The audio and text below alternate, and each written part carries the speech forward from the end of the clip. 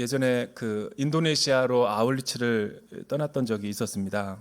탈북민들을 데리고 인도의 아울리치를 떠났었는데 이제 다 한국으로 이제 돌아오기 전에 하루를 사파리에서 이제 머물면서 저희가 이제 교제하는 시간을 또 가졌는데 그때 굉장히 큰 인도네시아의 그 동물원이 있었어요.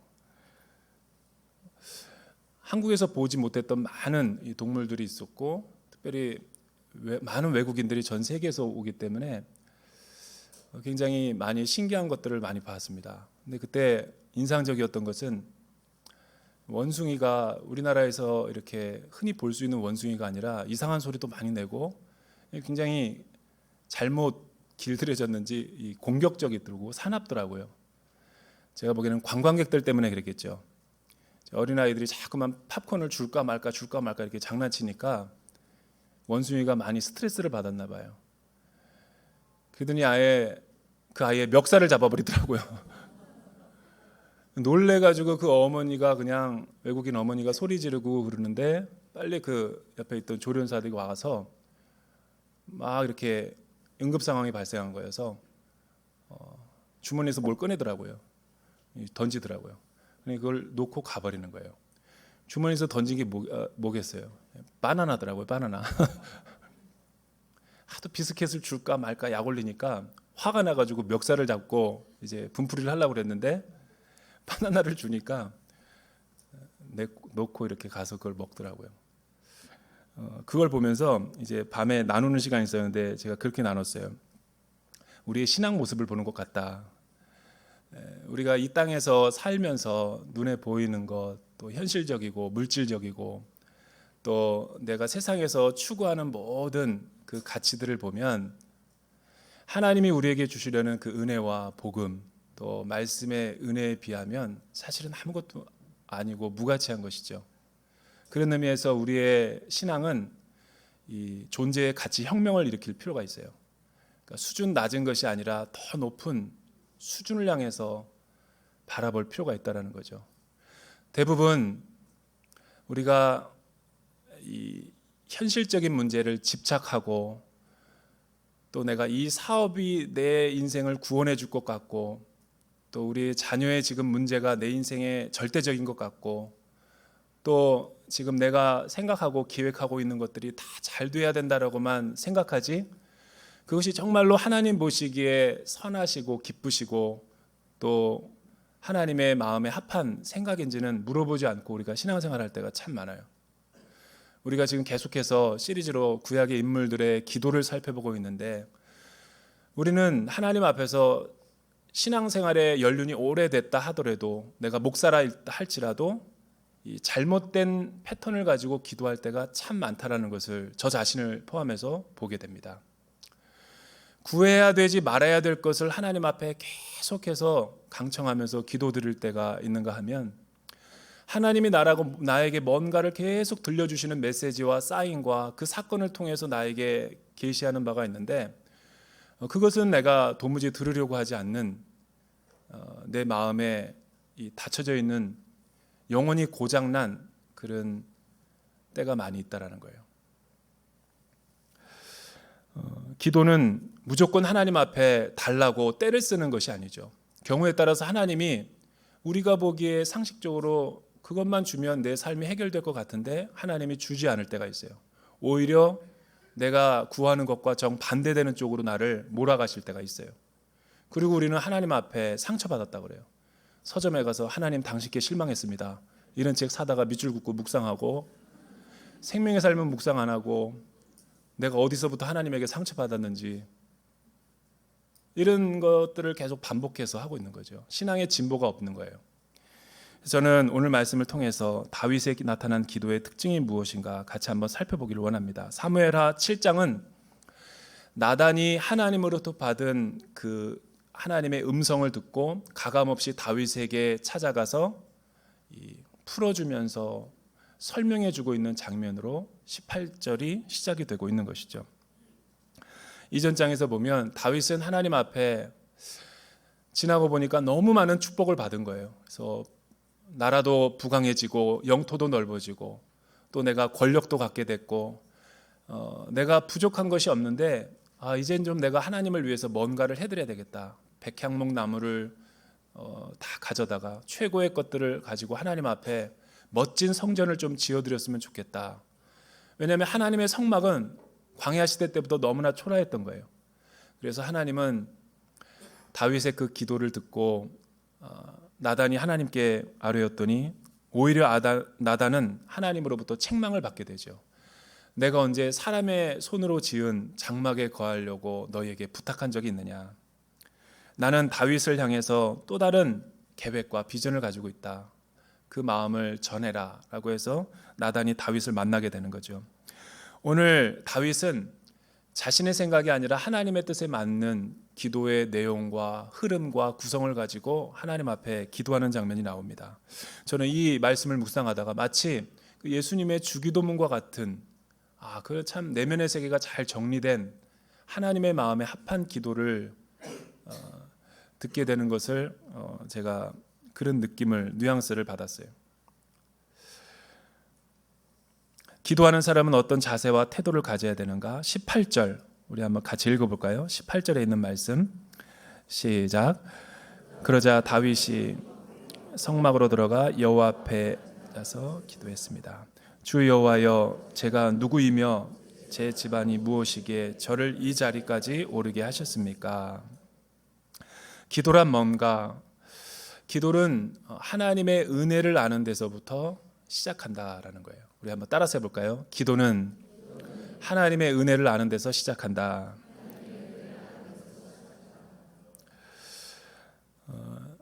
목사인 저도 기도가 항상 잘 되는 것은 아니에요. 성도 여러분들도 기도가 에브리데이 365일 24시간 잘 된다면 좋겠지만 이상은 그렇지만 현실은 기도가 잘 안 될 때도 있어요.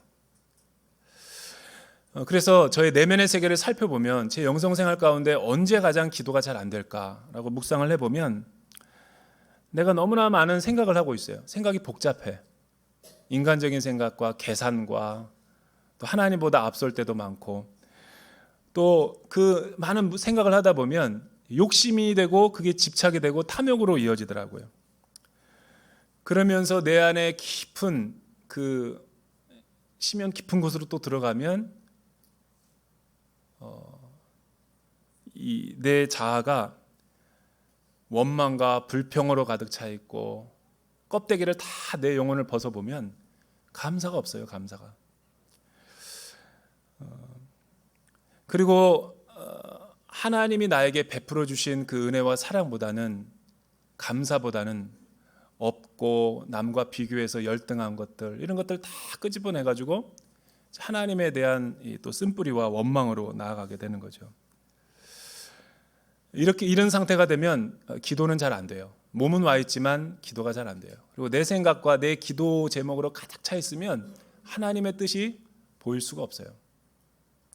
그래서 기도는 내 내면을 뭔가로 채우려는 것이 중요한 게 아니라 비우는 작업이 중요한 거예요. 내가 하나님 앞에 앉아서 기도할 때 막 내가 하고 싶은 말만 그냥 선포하고 끝나면 안 되고 기도는 강청이 아니라 경청이다라고 지난주에 배웠죠. 오늘 다윗을 보면 어떤 자세로 하나님 앞에 기도하고 있습니까? 자신을 하나님 앞에서 매우 낮추는 이 존재 가치가 없는 사람으로 평가하면서 하나님 앞에 엎드리고 있는 것을 보게 되죠. 무려 10번이나 나는 주의 종입니다 라고 종이라는 단어를 왕의 신분으로서 하고 있는 거예요. 여러분 다윗은 이때 자기의 뭐가 이렇게 일이 잘 안 풀리거나 문제가 많거나 위기가 있거나 그래서 하나님 앞에 기도한 게 아니라는 것을 주목해야 돼요. 인생에 있어서 가장 고지를 점령했고 인생에서 가장 화평하고 가장 풍성할 때 다윗이 이런 마음으로 기도했다라는 것을 주목할 필요가 있죠. 하나님 앞에 나올 때는 만군의 여호와라는 단어를 7번이나 반복해서 쓰면서 또 여러 가지 수사 의문문을 통해서 하나님 앞에 주님 당신은 누구이고 나는 무엇입니까? 라고 질문을 하면서 기도하는 거예요. 여러분 당신은 누구이고 나는 무엇입니까가 어떤 관계를 말하겠어요? 주님은 주이시고 나는 주님의 종입니다 라는 주종 관계를 말하는 것이죠. 나는 너무나 부족한 사람이고 나는 너무나 연약한 사람입니다를 하나님 앞에서 고백하는 거예요. 비천한 목동에서 8째 아들로서 주목받지 못했던 삶에서 이렇게 천하만국의 하나님을 믿고 예수를 믿었더니 나를 이렇게 주님이 높이셔서 이 자리까지 오게 하셨는데 나는 정말 자격이 있어서 내가 무언 것을 하나님 앞에서 공로가 있고 선행을 해서 이 자리에 온 것이 아니라 나는 솔직히 말해서 내가 한 것은 아무것도 없습니다 라는 하나님의 주권과 하나님의 선하심을 선포하고 있는 것이죠. 과거와 현재와 미래의 복까지 다 포괄적으로 하나님은 나에게 너무나 과분한 복을 주셨습니다. 이것이 주님이 나에게 베푸시는 인간의 방법입니까? 여기 말씀해 보면 해석이 안 되는 것이 있죠. 19절에 보니까 이것이 주께서 사람을 대하시는 방법입니까? 엄핏 들으면 이 말은 좀 기분 나빠요. 근데 이거는 번역이 제대로 된 번역이 아니죠. 하나님이 하나님을 사랑하고 내 마음과 뜻과 정성을 다해 주 너의 하나님을 사랑하고 내 이웃을 내 몸과 같이 사랑하라. 그것이 이제 모세의 율법이고 선지자들의 계명이었는데 이 부분은 바로 하나님을 경건하게 잘 믿고 섬기고 믿으면 우리는 그 하나님의 사랑을 가지고 이웃에게 등대교회처럼 흘러내려보낸다라는 거예요. 그러니까 이 말을 하는 거죠. 주님이 나에게 이렇게 베푸시는 것은 하나님의 사랑을 선포하는 것과 동시에 인간인 나에게 사랑을 베푸시려는 것입니까? 라는 뜻이죠. 대부분 우리는 사회적으로 신분이 낮을 때는 겸손한 척하다가 하나님의 은혜로 나를 높여주시고 정말 나를 세상 사람들이 쉽게 성공할 수 없는 그 지위와 그 직분과 높은 이 회장직으로 이렇게 또 내 남들이 없는 재물을 많이 벌 수 있게끔 그렇게 해주면 태도가 전혀 달라지는 것을 보게 되죠. 늘 겸손하고 사랑을 가지고 이웃을 도우며 살았던 사람들이 회사가 커져서 CEO가 되니까 엘리베이터를 타니까 엘리베이터가 움직이지가 않더래요. 비서가 다 눌러주니까. 그리고 어떤 분은 박사학위 딸 때는 주님 내가 박사학위만 따게 해주십시오. 주의 영광을 위해서 살겠습니다. 그래서 하나님이 정말 유명한 대학의 교수를 이렇게 딱 세워주셨더니 하나님의 영광을 도모하기는커녕 자기 어깨가 올라가고 내가 똑똑해서 이 정도, 내가 열심히 주경야독해서 이 자리에 섰지. 큐티도 안 하고 큐티도 조교시키고 네가 해서 나한테 얘기해봐. 하나님 앞에서 자기가 갖는 관계가 없어요. 정말 주님, 내가 정말 나는 정말 주의 영광을 위해서 열심히 살겠습니다. 나에게 정말 아파트를 주십시오. 아파트를 준 게 아니라 하나님은 이 건물을 줬어요. 근데 이 조물주 위에 건물주가 돼버렸어요. 무소부지한 권력을 갖고 세입자들을 갖다가 괴롭히고 또 힘들게 하고, 그러나 주님은 다 그걸 보시는 거예요. 건물주는 조물주 아래 있어야죠. 하나님 앞에 겸손해야 돼요. 자기가 뭔가 대단한 줄로 뭔가 이룬 줄 알고 착각하면 큰일 나요. 여러분, 우리가 무슨 자격이 있거나 우리가 무슨 내가 열심히 해서 이렇게까지 됐다라는 것은 내 신앙이 타락하고 부패해 있다라는 현상이에요. 뭔가 스물스물하면서 그래도 내가 뭔가 이룬 게 있지라는 마음이 우리의 영적으로 부패한 마음이라는 거예요. 우리는 하나님 앞에 한 것이 아무것도 없어요. 하나님이 하셨다라고 우리가 그분의 주권을 높여드리고 고백해야 된다는 거예요. 도대체 왜 하나님이 내가 뭐기에, 다윗처럼 기도란 뭐냐면 내가 도대체 뭐기에 주님이 나를 이렇게 은혜를 베푸시고 사랑하십니까? 라는 간청이죠. 그게 기도예요. 여러분, 우리가 뭐예요? 사실 아무것도 아니죠. 우리가 하나님 앞에 어떤 자세로 나아가서 기도해야 될 것 같아요? 하나님이 그동안 베푸신 만 가지 복을 다 세어보면서 주님 너무 자격 없는 나에게 이렇게 풍성한 은혜를 베풀어 주십니까? 이 말씀은 내가 묵상하고 설교 준비하다가 회개 많이 했어요. 김 목사가. 저는 사실은 목사가 되려고 목사가 되는 것이 아니에요. 우리 어머님이 서원해서도 내가 목사가 된 게 아니라 제가 19살 때 너무 주님을 뜨겁게 인격적으로 만나서 이 몸밖에 드릴 것 없어 주님 앞에 의탁한 사람이에요. 그래서 나는 정말 나를 제물로 드렸어요. 여러분, 그때 내가 주님을 만났을 때 얼마나 기뻐 춤추며 정말 하나님을 만난 그 황홀함을 가지고 살았는지, 내 거를 섬기는데도, 내가 주님 앞에 헌금을 많이 하면서 섬기는데도 너무나 내가 부족하고 기쁜 거예요. 그러다가 주변에서 신학교를 가라 권면해가지고 내가 신학교를 가서 첫 사역지, 첫 임지에서 교육전도사로서 첫 번째 들어갔는데 첫 달 월급이 $400였어요. $400. $400. 그걸 받고 엉엉 울었던 것이 생각이 나요. $400에서 $40를 11조로 떼고 주정헌금과 감사헌금으로 또 떼고 또 첫 월급이니까 첫 소산을 주님 앞에 드리고 싶어서 다 드렸어요. 그리고도 너무 감격이 있었던 때가 27년 전이에요. 근데 27년이 세월이 지나서 나도 어느덧 대형교회 목회자가 되고 지금 제 월급은 여러분들에게만 가르쳐 드릴게요. 근데 제 월급을 받고 어느 날 내가 우리 아내랑 이렇게 얘기하는 거를 나 자신을 보고 절망을 했어요.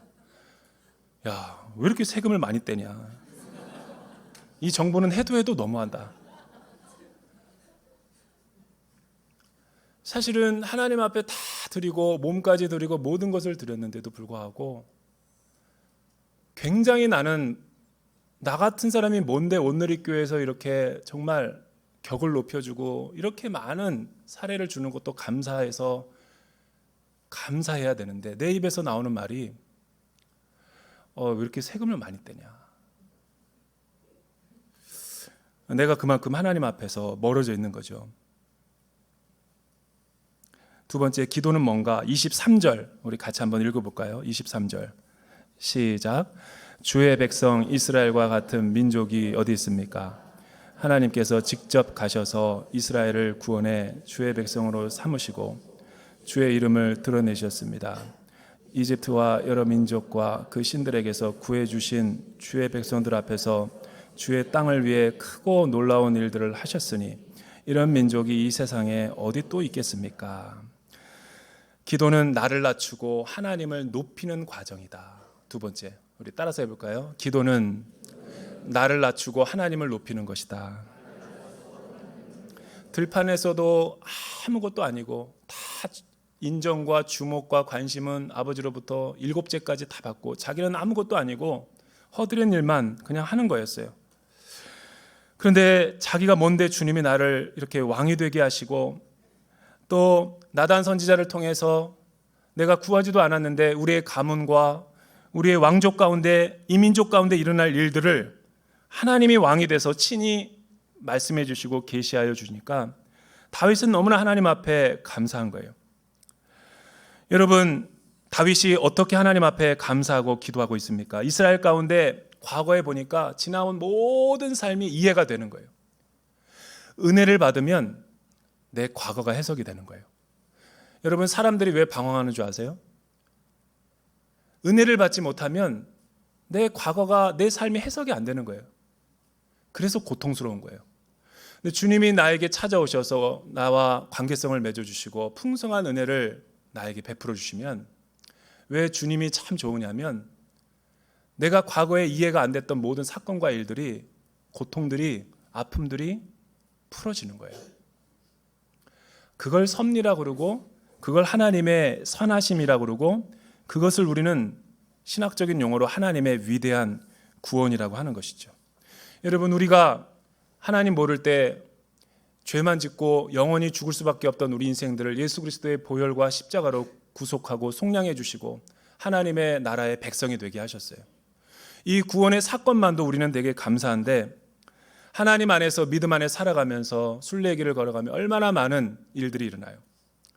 다 이해가 돼서 우리가 수긍하는 게 아니에요.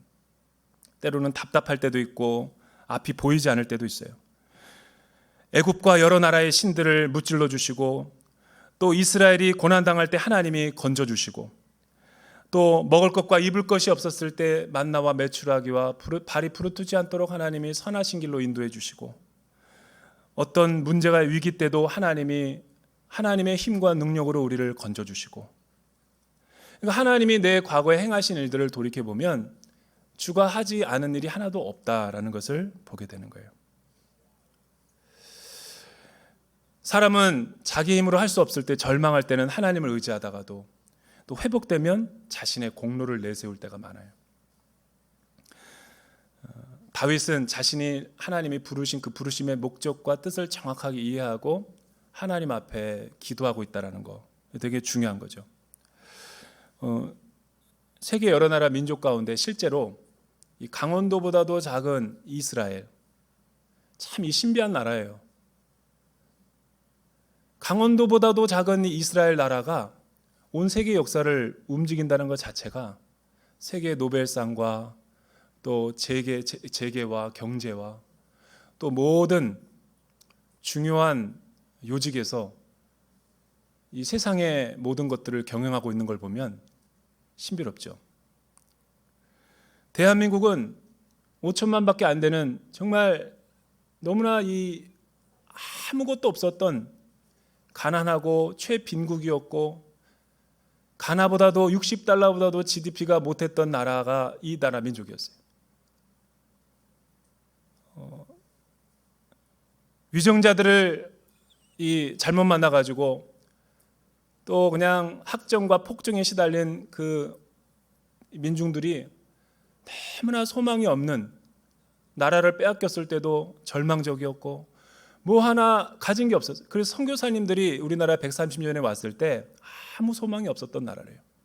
이 나라를 하나님이 축복을 해주셔서 5천만 인구 가운데 2030 클럽에 든 5천만 인구 가운데 3만 소득 달러가 되는 나라가 우리나라가 밖에 없어요. 이 유럽 빼고, 선진국 빼고.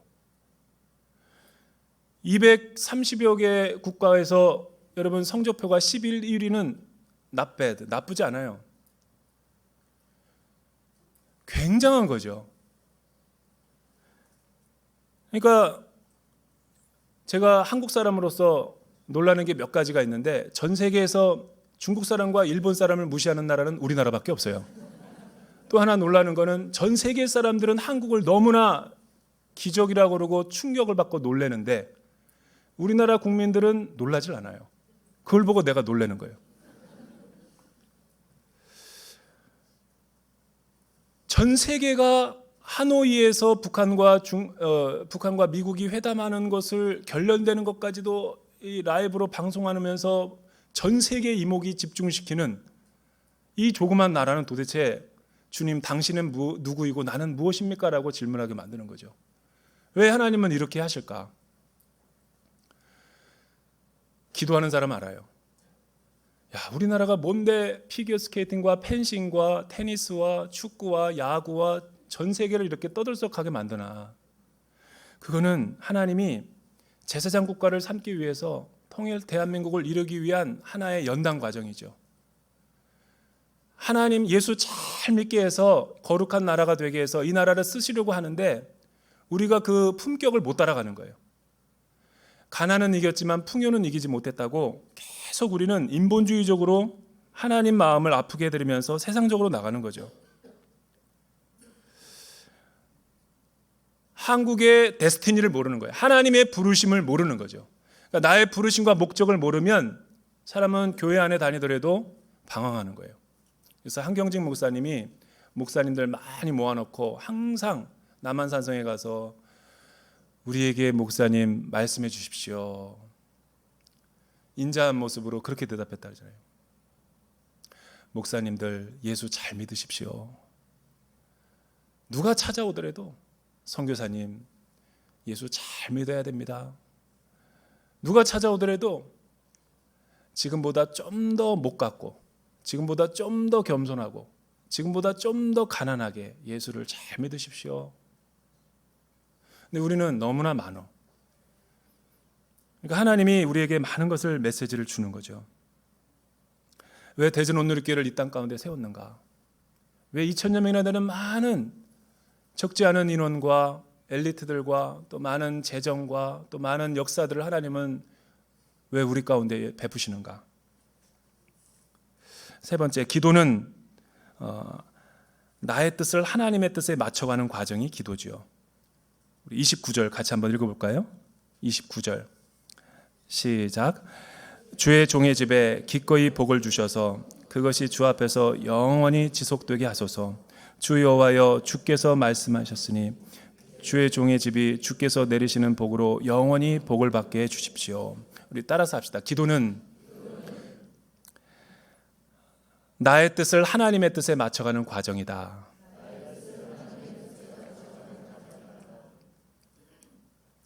다윗은 충격을 받을 것 같았지만 충격받지 않았어요.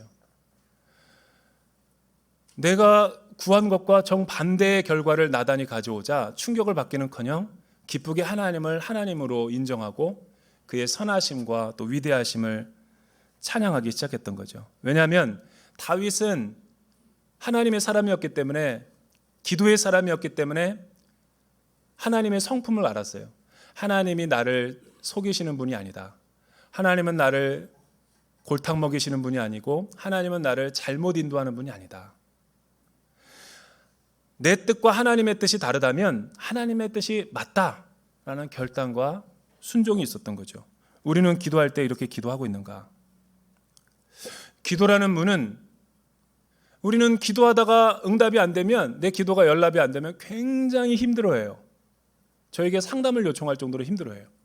어떻게 하나님이 내가 40일 동안 공로를 쌓았는데, 여리고성 기도회, 새1의 기도회, 모든 기도회와 철야를 내가 다 쌓았는데 어떻게 주님이 나에게 그럴 수 있는가? 분노가 일어나는 거죠.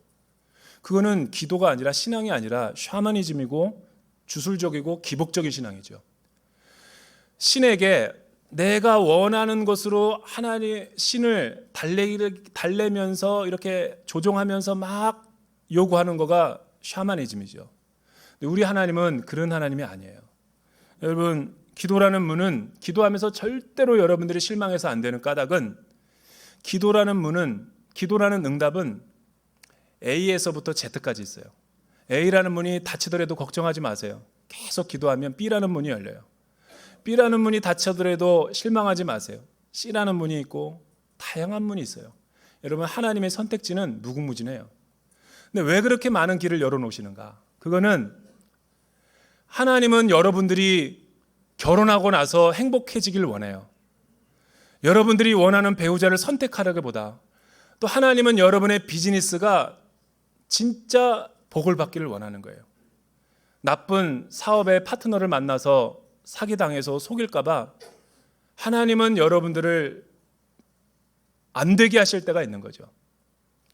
근데 그것은 안 되게 한 것이 아니라 하나님이 응답이죠. 너무 사랑하니까 줄 수 없는 거예요. 우리 아이가 너무나 사랑스러워서 총기 사고가 나면 어때? 그리고 아이에게, 4살짜리에게 실탄이든 총을 주는 부모가 어디 있겠어요? 미국에서 사고가 났대잖아요. 4살짜리가 총을 쏴가지고. 그거는 지혜롭지 못한 부모죠. 너무 사랑하기 때문에 거절하는 거예요. 왜? 저와 여러분은 소중하니까, 잘 돼야 되니까.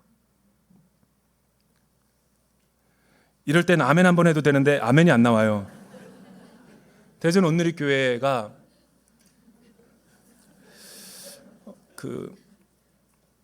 저는 참 많은 이 생각이 들었어요. 하나님이 왜 우리 대전 온누리교회를 이 땅 가운데 세우셨을까? 제가 동영상 클립을 하나만 보고 지금 마치려고 그러는데, 이 전재용 선장이라는 분을 1985년에 일어났던 대한민국에서 사건을 보면 왜 이 땅에 우리 대전 온누리교회를 세웠는가를 알 수 있어요. 같이 한번 영상을 보시죠.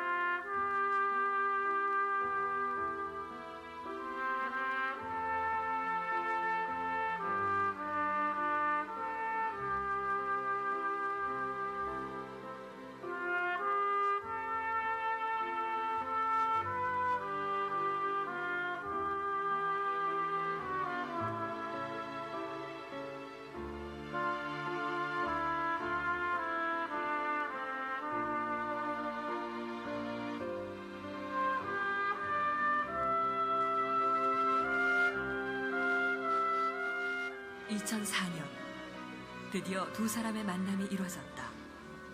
피터 누엔과 수많은 베트남인들, 취재진이 전선장을 기다렸다.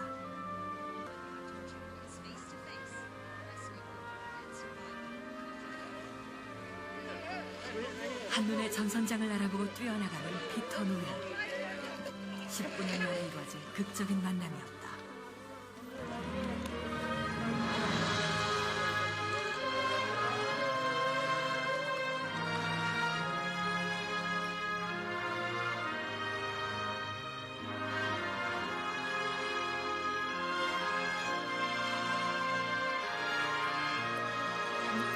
네, 여기까지. 저는 우리 대전 온누리교회가 유람선이 아니라 구조선이 되기를 원합니다. 우리 한번 자리에서 한번 다 일어나 보시죠. 일어나서 우리 하나님의 은혜 찬양하며 주 앞에 한번 나가기를 원합니다. 이 찬양의 가사가 저와 여러분의 지금까지 살아온 인생이고 또 우리 대전 온누리교회를 이 땅에 세우신 비전이라고 생각합니다.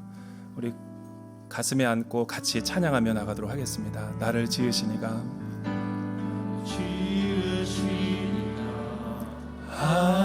하나님, 나를 부르시니가 하나님, 나를 보내시니도 하나님, 나의 나 된 것은 다 하나님 은혜라. 나의 달려갈 길 다하도록, 나의 마지막 고유 다하도록, 나로 그 십자가 품게 하시. 나의 나 된 것은 다 하나님 은혜라.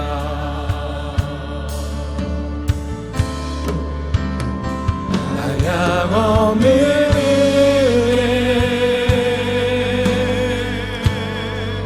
갚을 길 없는 은혜,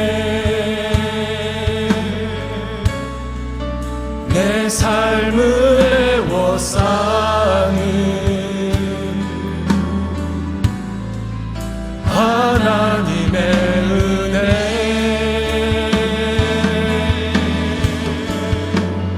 나 주저함 없이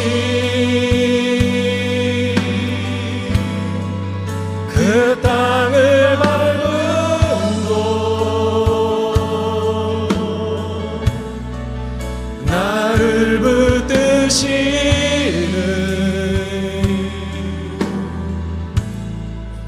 하나님의 은혜. 사랑하는 여러분, 하나님이 왜 나를 여기까지 인도하셨을까? 왜 이 나라 민족을 가장 못 사는 최빈국에서 세계가 부러워하는 우뚝 선 나라로 세워주셨을까? 왜 북한 문제로 전 세계의 주목을 받게 하셨을까? 왜 나는 아무것도 아닌데 이렇게 사업에 부를 허락하시고 최고의 학력을 주셨고 우리 가정을 지금까지 이렇게 인도하셨을까? 생존을 위해서 하나님이 축복해 준 거 아니에요. 부흥을 위해서 우리 가운데 우리를 부르신 것이죠. 우리는 서바이벌을 위해서 살아가는 사람이 아니라 부흥을 위해서, 리바이벌을 위해서 살아가는 거예요. 오 주여, 대전 온누리교회를 기름 부어 주셔서 우리 성도님들의 삶을 축복하여 주셔서 잃어버린 영혼들을 구원하는 데 쓰임받게 하여 주시옵소서. 기도하면서 러빙유를 준비하게 하여 주시옵소서. 두 손을 들고 주여 3번 외치고 통성으로 기도하겠습니다. 주여 주여 주여. 사랑과 은혜가 풍성하신 하나님 아버지 감사합니다. 우리가 무엇이 간데 주님께서 나를 사랑하셔서 예수 믿게 하시고 하나님의 축복을 경험하게 하시고 하나님의 친백성 삼아주시고 여기까지 오게 하셨나이까? 아무것도 아니고 주님 아니면 영원히 죽을 수밖에 없던 인생들을 구원하여 주시고 은혜 주시고 축복 주시고 사업의 물질의 복을 주셔서 여기까지 오게 하셨는데, 나는 하나님의 은혜를 잊어버리고 내가 한 것처럼, 마치 내가 잘한 것처럼 여기까지 살아왔던 것을 회개하기를 원합니다. 오 성령 하나님, 다시 한번 내 인생을 돌이켜 주시고 다시 한번 우리 인생과 이 나라 민족을 다시 한번 회복시켜 주셔서 하나님의 영광과 복음을 위해 살아갈 수 있는 민족 되게 도와 주시옵소서. 우리의 가정과 자녀와 물질과 사업이 내 은사가 주님 앞에 쓰임받게 하여 주시옵소서. 잃어버린 영혼들을 구원하는 데 나를 사용하여 주시옵소서. 나의 전부를 주님 앞에 드릴 수 있는 하나님의 백성이 되게 하여 주시옵소서. 사랑하는 주님, 내가 누구기에 주님께서 나를 사랑하셔서 빈들의 목동의 존재에 불과한 나를 높이셔서 왕이 되게 하셨나이까라고 고백하는 다윗처럼 아무것도 아니고 정말로 보잘것없는 나를 부르셔서 예수 믿고 구원을 얻게 하시고 하나님의 나라와 영광을 위해서 살아가게 할 수 있으니 얼마나 감사와 찬양을 드릴 수 있겠습니까? 그런데 나는 내가 잘한 것처럼 지금까지 내 의를 드러내며 살아왔고, 하나님 아버지, 부흥보다 내 생존을 위해서 살아왔던 나의 연약함을 용서하여 주시옵소서. 지금 내가 무엇을 하든지 먹든지 마시든지 나의 직장과 생업과 가정과 내가 도모하는 모든 일들이 하나님의 나라와 관련 있는 삶이 되게 하여 주시옵소서. 영혼을 구원하는 데 관련 있는 삶이 되게 하여 주시옵소서. 예수님의 이름으로 기도드립니다. 서신 채로 우리 봉헌 찬양하겠습니다.